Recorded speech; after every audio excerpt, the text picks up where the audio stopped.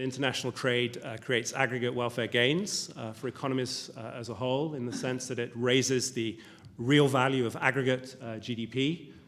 And there's quite a lot of consensus in this research about how big those welfare gains are. So the sort of consensus estimates, which were summarized in a recent NBER Digest article in April 2018, are that for an economy such as the United States, which is relatively large and relatively closed in terms of a low share of trade as a share of GDP, these welfare gains range from around 2 to 8% of GDP, depending upon the precise assumptions you make.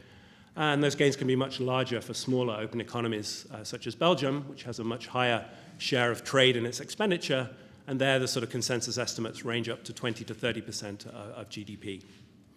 But the flip side of that is that although international trade creates those aggregate gains, it raises aggregate GDP as a whole, another important insight of this research over the last 25 years is that international trade can have very strong distributional consequences. So even though aggregate real GDP rises, individual workers, individual firms, individual industries can experience real income losses from international trade. And these distributional consequences can be large, as is going to be discussed later on in today's proceedings.